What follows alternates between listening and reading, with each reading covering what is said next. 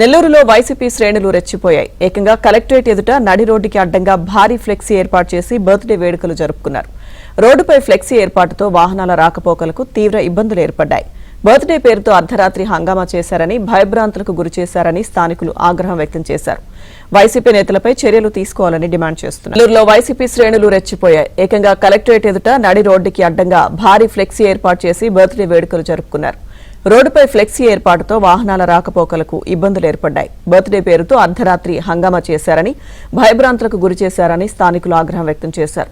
YCP నేతలపై చర్యలు తీసుకోవాలని డిమాండ్ చేస్తారు. ఈ అంశానికి సంబంధించిన పూర్తి సమాచారం మా ప్రతినిధి మహేష్ అందిస్తారు.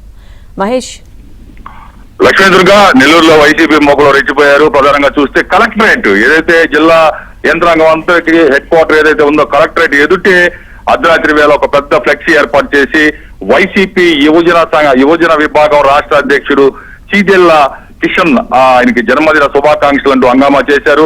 అక్కడే నడి రోడ్డు మీద రోడ్డుకి అడ్డంగా పెద్దపాటి ఫ్లెక్సీలు, రోడ్డు పక్కన ఫ్లెక్సీలు ఏర్పాటు చేసి కేక్ కట్ చేసి పెద్ద ఎత్తున కేకలు వేస్తూ హ్యాపీ బర్త్డేలు అంటూ కేకలు వేస్తూ గందరగోళం చేశారు.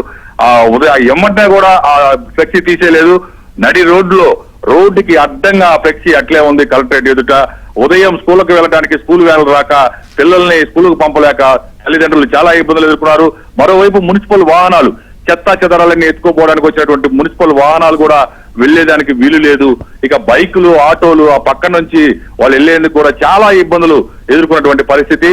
శాంతి భద్రతలు విఘాతం కలిగించేలాగా ఈ వైసీపీ శ్రేణులు వాళ్ళు చేసినటువంటి చేష్టలు, చర్యలు ఉన్నాయని చెప్పి స్థానికులు తీవ్ర ఆవేదన వ్యక్తం చేస్తున్నారు. వాళ్ళు బర్త్డే వేడుకలు నడి రోడ్డు మీద రోడ్డుకు అడ్డంగా ఫ్లెక్సీ కట్టి బర్త్డే వేడుకలు చేసుకుంటూ ఆహాకారాలు చేస్తుంటే అందరం ఒక్కసారిగా భయభ్రాంతులకు గురయ్యామని చెప్పి స్థానికులు ఆవేదన వ్యక్తం చేస్తున్నటువంటి పరిస్థితి.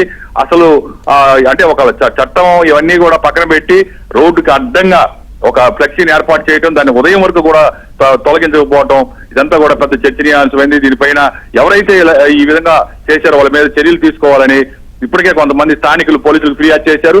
భవిష్యత్తులో ఇలాంటి జరగకుండా చూడాలని చెప్పి స్థానికులందరూ కూడా కోరుతూ ఉన్నారు. Lakshmi. Right, thank you Mahesh.